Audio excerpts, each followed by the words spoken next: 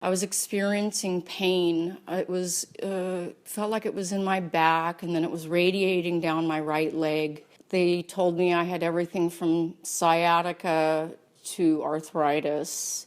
When I finally had a bad fall, I broke my pelvis and then finally was given the proper tests that I should have been given quite earlier, scans and MRI, and they found out that I had a bone tumor in my pelvis. I was quite shocked. I was the Senior Vice President of Human Resources at California Pizza Kitchen. I had a relationship at the time. I felt so many emotions. I'm not sure which one to point out first. I think the first was just utter shock, and I felt numb. I was in complete disbelief. But the practical side of my brain said, get this thing done. When I went in to meet with my orthopedic oncologist, I asked, is there any way to save my leg? Because he had suggested that a hemipelvectomy, which is the amputation of the entire leg, pelvis, and hip on one side. I couldn't imagine living like that, and I asked him, is there any other option? You could try a rather newer approach, which is cryoablation, which is the freezing of the tumor in the bone, where they extract it and try to get a good periphery around that bone so that if there's any outlying cancerous cells, they get those as well. So I opted to try and salvage my leg. And in the coming weeks, as I got stronger, I felt more and more positive that I had rid my body of this enemy called cancer. 6 months later, when I was going in for a check, they found a recurrence. And my surgeon at the time suggested that I go through another limb salvage surgery. This one became much more complicated. The sarcoma had spread. It was winding around my femoral artery like a vine wraps around, and it also had infringed and wrapped around all my lymph nodes on my right pelvis side. It just got progressively worse. And I got an emergency phone call from my physician's assistant, and that in fact and indeed the cancer had recurred. All the other opinions by very well-renowned orthopedic oncologists said, if you don't go through with the hemipelvectomy, you're going to die, probably within 6 months. When I told my limb salvage surgeon that, he said, well, you can do that, but you will never walk again. People who get hemipelvectomies never walk again.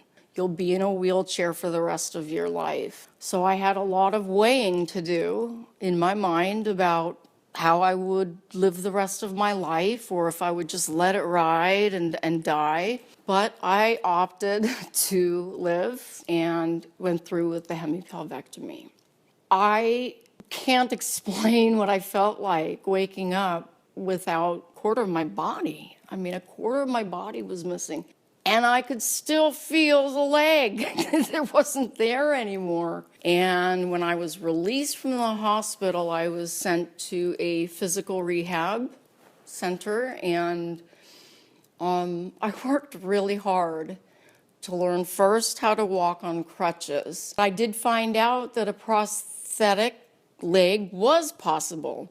I got fitted in a child's prosthetic leg. And so it was very light. And the only reason this was an option for me was because I was 87 pounds, which had a lot to do with the cancer that I had gone through. You know, I had to put a lot of work into it, but I worked it.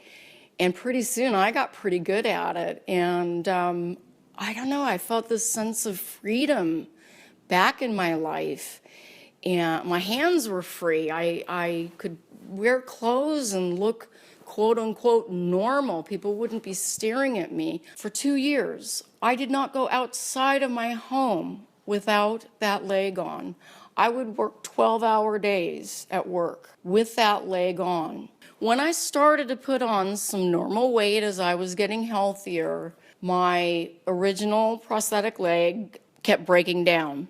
And my prosthetist told me, we're going to have to switch you over to adult components in your prosthesis. All I can say is that that was sort of the beginning of the end for me when I got the second prosthesis, because it was so heavy and it was so high up into my diaphragm, digging into my diaphragm, I couldn't breathe. So ultimately, without being able to breathe and still being in pain, my life just started to crash. I could not keep up with my work. I couldn't concentrate. And I had to take a time out. I had to heal. I had to now deal with the grief that I had been putting off about what had happened to me. So I did go through a serious depression, and ultimately one day I just woke up and said, I can't live like this. I didn't go through all of this to save my life, to live a life of misery.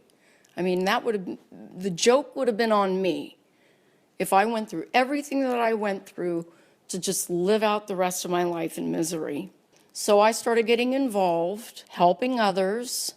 I became certified with the Amputee Coalition of America to counsel others that were going through what I went through. I started to get involved with veteran groups where we had troops coming home where they had lost limbs or serious injuries that had disabled them, and PTSD, and I saw it all. People that had their parts of their faces blown off, having lost multiple limbs, not just one, but multiple. And it was, I have to say, it was a healing experience for me, because it took me out of myself. It took me out of my own self-pity party and realized that I truly was blessed and that I did have a lot left to give to the world and to people. So I got involved with a group originally called AmpServe. I said, I'd at least like to volunteer. I have skills that might help your nonprofit. And the founder, Dana Cummings, said to me, oh, we'd love to have your whatever skills you can offer us, but we're going to get you up on a surfboard.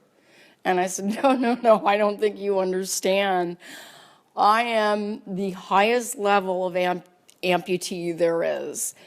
And he said, doesn't matter, we're going to get you on a board. So lo and behold, they did. I don't know if it was the first day or the second day, but there I was taking a wave-in, hang five. And the camaraderie and getting to know some of our veterans that were included in that group really enlightened me as to what it meant to be in the battlefield and how it affected their families. And it just really opened my mind, and I wanted desperately to help this group. And I have also stayed very true to my commitment to assisting anybody that just needs to have someone listen when they're going through cancer and possible amputation. And that's sort of been my lifeline back into feeling alive again and feeling like I had a purpose and getting myself out there physically active and healthy and in the community again. And one of the things that helped me in my recovery was meditating. This was something that I had practiced before the cancer, but I certainly stepped that up once I felt the anxiety and depression sort of setting into me, and found that it would reground me and center me and just make sure that I could stay in the moment. And to this day, I meditate on an everyday basis, and it helps me so much. My name is Julie, and I am a cancer survivor.